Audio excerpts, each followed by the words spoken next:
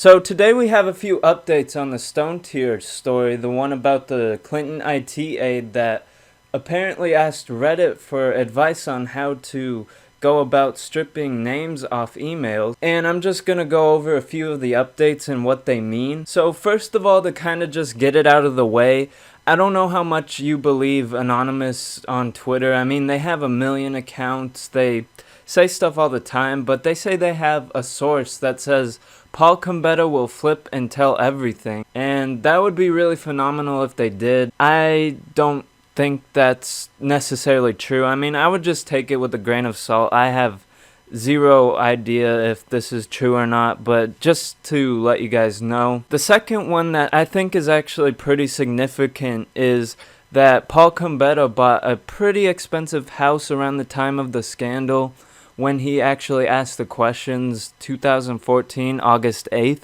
He bought a $290,000 house. That's almost $300,000. And I mean, for an IT guy, that's obtainable, but I mean, it seems like a pretty good coincidence that could mean something if people investigate it. I don't know, I'll leave that for you guys to decide. The next update is the GOP chairman actually asked for an interview with Paul Combetta.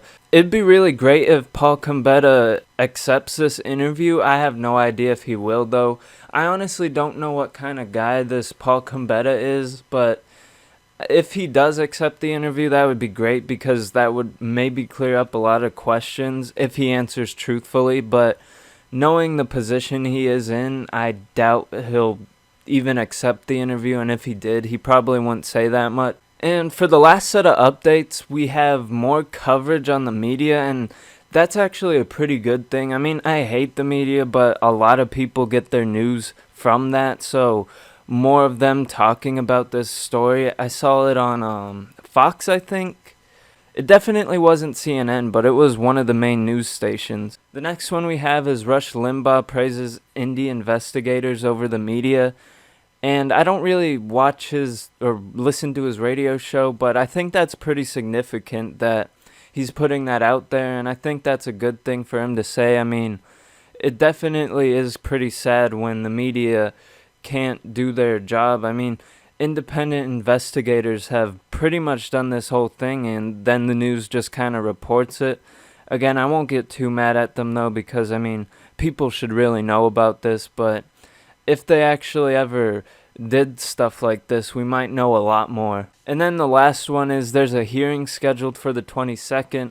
We don't know what that's exactly going to entail, but if Paul Combetta is at that hearing or he's summoned or whatever, that would be pretty significant, and they might figure out a lot of stuff. For what this actually means, I guess we'll back up. So first of all, Hillary got off because they couldn't prove intent.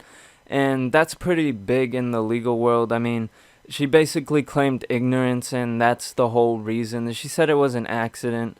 I mean, it's one of those things. It's like OJ and then that one woman in Florida that killed the baby. Like, we all know what went down. We just can't prove it, so they get off. So she said that all those emails were accidentally deleted. You can't accidentally delete 30,000 emails and archives of those emails, so it basically it's going to come down to proving whether it was intentional or not. Paul Combetta was also given immunity, so that he just basically pled the fifth. He didn't say anything. None of the aides really wanted to be involved in this. So that means that there could be a lot of information that this Paul Combetta guy knows about that doesn't actually.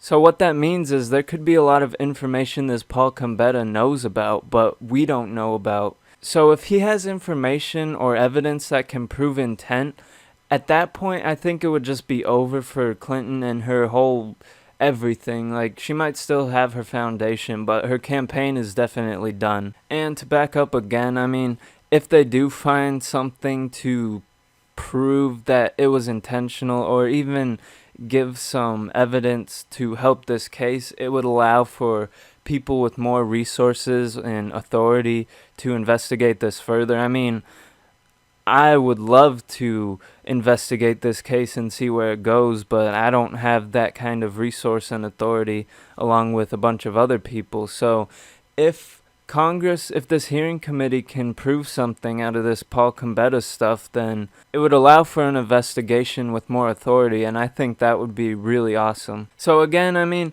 if it comes out that Hillary or a close advisor ordered the deletion or name stripping, it would just be the end for the campaign.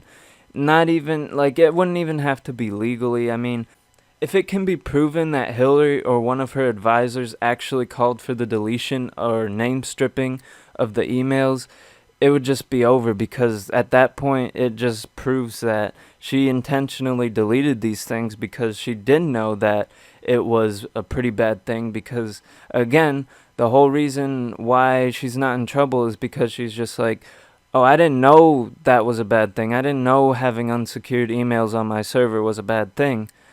At the end of the day, it's just gonna come down to whether they can prove intent. And I know I've said it a million times, but that's really all it's gonna come down to, is whether or not that comes out.